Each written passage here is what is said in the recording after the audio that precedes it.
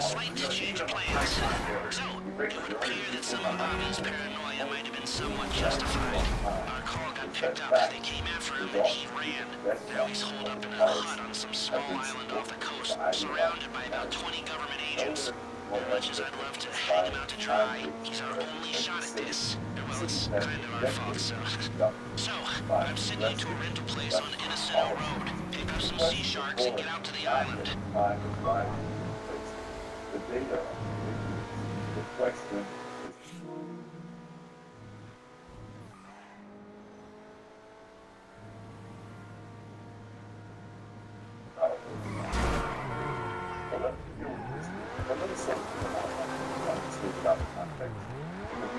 Century American cities were home to working class white collar.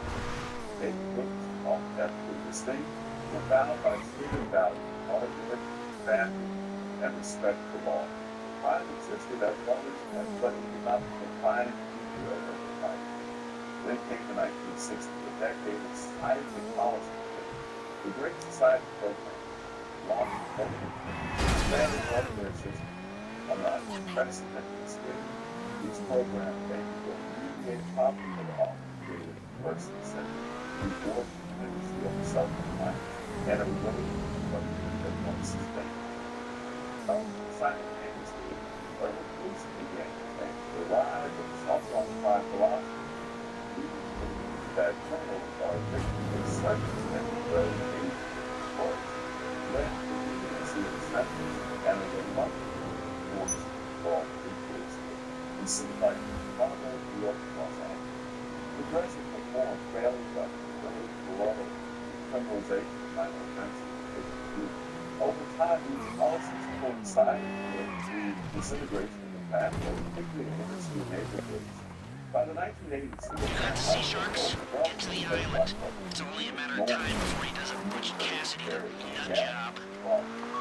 Exacerbated by welfare policies that penalized two-parent families, young youngsters without the guidance necessary to navigate life challenges. Now let us examine the pattern. Consider the cities with the highest violent crime rates today: Chicago, Baltimore, St. Louis, Detroit, San Francisco, Los Angeles. And what unites them? Decades of uninterrupted democratic government. This is not a partisan jab, it's a fact. Chicago has not had a Republican mayor since 1931. Baltimore since 1967. San Francisco since 1962.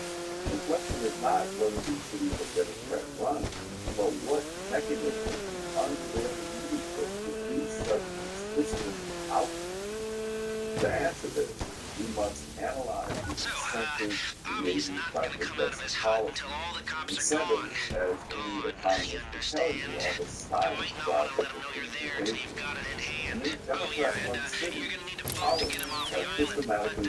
But yeah, so the cops won't need theirs when you're done with them. Prosecutors like Chicago's Ken Fox or Los Angeles' George Gascon have championed reforms that reduce penalties for repeat offender. In San Francisco, shoplifting reclassified for fisting in California, Proposition 47, has led to great theft. Retailers like Walmart are closing stores due to unsustainable losses. The FBI performed crime report shows that in San Francisco's property crime rate was 6,833 per 100,000 residents, nearly double the national average. Consequences are achieved. What do we expect from more crime? Contrast is with cities that prioritize Miami, who are more pragmatic approach, so the homicide rate dropped to 14.5 per 100,000. Compared to Chicago, 29.8.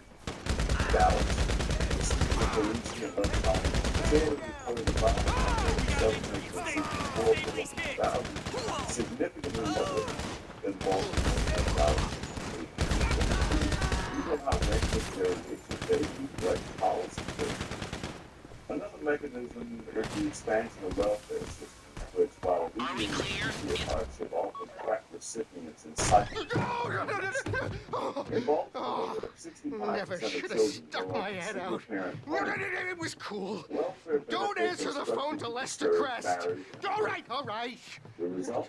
Let's go. Generations of young men, unmoored family or economic purpose, turn to crime. Our research in Division of the Anointed documents how well-intentioned policies, by ignoring human nature, produce Let's get catastrophic out of long-term here. effects.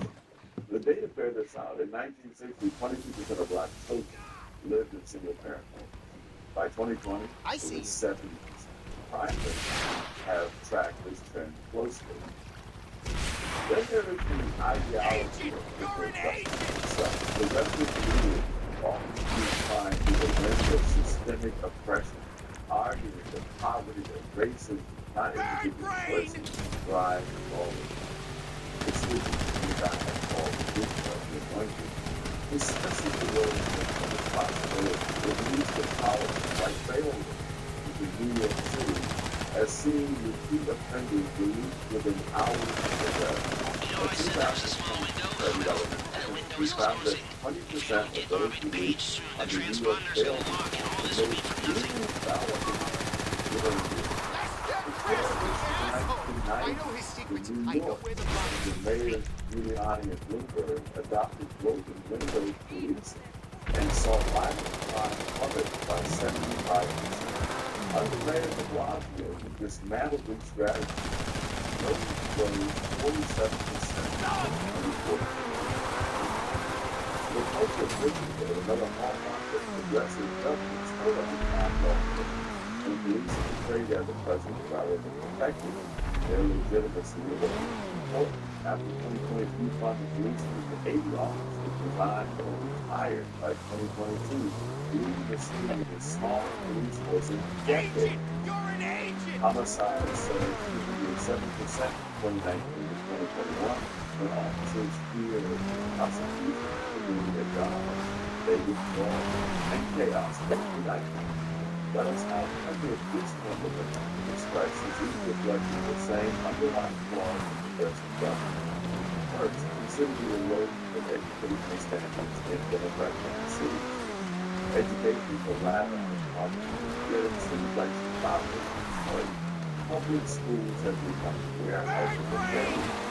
2023, only 21% of Chicago's 8th graders are proficient in reading, according to the National Assessment of Education Quality Reporting. Progressive. Now they're after you too. They're after all of us. We should go to the hill. Curriculum prioritize ideology of trap generations of ignorance. The literacy desperation, why do we not ask, if education is a civil right, why are these cities denying it to their children? Second, after economic policies despite high taxes, burdens, and regulations, hostility, business, and living job outcomes in cities. St. Louis population declined from 886,000 to 286,000 in 2023 as businesses flowed more hospital climate. The unemployment rate in St. Louis exceeds 20% without job opportunity and retail. Theft, gangs, progressive food, blame capitalism, its exodus, yet use their own policies to make capital unlawful. As I have written in Basic Economics, Shoot me in the head before they take me. You gotta destroy the brain, or they'll bring it back to life in a jar. when it comes to productivity, destroy opportunity, and combine to build more. But consider the role of cultural relativism, a hallmark of progressive thought. In many democratic cities, behaviors once deemed anti-social, others judged as relative vandalism, are now tolerated. In Los Angeles, homelessness has exploded from 75,000 in Wilson streets in 2023. I haven't spent this long in another person's company since that owl died last spring. Man, he cooked good. Safe projection site. The result. Overdose death rose 22% from 2019 to 2023. Compassion is local. You gotta drop the heat before you meet Paige.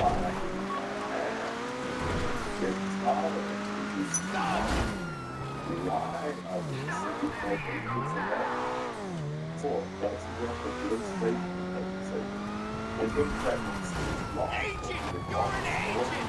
I wish you'd left me alone. I didn't do anything. I was pruning the bush, not exposing myself in it. By 2023, the Republicans dropped 20% of its offices, and violent crime rose 21%. Political leaders bring accusations of racism and hesitate to support police or prosecute crime vigorously. This creates a vicious cycle. People are forced to control it's demoralizing them. Instead of the victim, this becomes the poor and one of the residents by legislation. As I have noted, in discrimination and disparities, equality before the law is meaningless if the law itself is not enforced. Now let's address the role of poverty and race, often invoked as the root cause of crime. Data shows that the story reported do not exist the same crime rates as poor black or Hispanic countries. In New York, median income of the latest gap. I knew it was. I built their receivers. You can hear me now, can't you, you fucking jackass? Cultural norms that emphasize family, education, and accountability. Poverty does not cause crime. It amplifies comparison and race. The notion that crime is racially determined is not only false, but insulting to those Are you who a under cop? similar Not a cop, I'm helping Lester. Have you done it? What? Has he done it? The media and academia bear much responsibility for obscuring these I don't have the outlets like Pacific New York Standard Times or frequency here. CNN I don't have my often tools. frame crime That as a convenient. byproduct of I've got some historical tools. grievances, Come on. downplaying the role of Lester will meet you back at your place. And don't worry, the 2023 transponder will be headline ready for the Post job. read, rising crime reflects post-pandemic trauma. Such narratives sidestep the data. Crime was rising in Democrat-run cities well before 2020.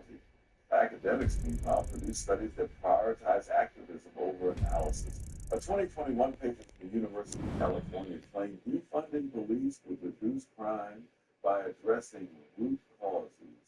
Yet cities like Minneapolis, which slashed police budgets, saw homicides spike 72% in 2021. A recent example illustrates this dynamic. In Los Angeles, District Attorney George Gascon has faced criticism for leniency toward violent offenders. In 2022, a 17-year-old with a prior robbery conviction was released on probation after stabbing a woman. Within months, he committed murder. Gascon's office defended the decision, citing the need for restorative justice. This is not an isolated case. The Los Angeles Times reported a 26% increase in homicides from 2019 to 2023, even as Gascon's policies faced mounting scrutiny. What then are the principles at play? First, crime is not caused by external forces alone, but by decisions shaped by incentives. When policies field individual consequences, destructive behavior flourishes. Second, government cannot solve problems it creates. Expanding welfare without addressing family breakdown, reducing penalties without ensuring deterrence, or tolerating disorder in the name of compassion only deepens the crisis. Third, ideology must yield to reality. The belief that systemic oppression drives crime ignores the data and insults the agency of the people. As I have written in Wealth, Poverty, Politics, progress requires confronting trade-offs, not chasing the every policy has costs. Hey, so I know you been there already, but Pooh just called and said I can come through and get a tour of Dre's studio as a thank you for what we did for him. Lamar crazy ass her, so you know that fool gonna be there too. But it's gonna be cool. We'll do it whenever it's good for you. Man, I'm excited for this. Look, bring a friend if you like. This one gonna hit different, alright? Peace, homie. Will continue to pay the price. Facts are not negotiable. And we will continue.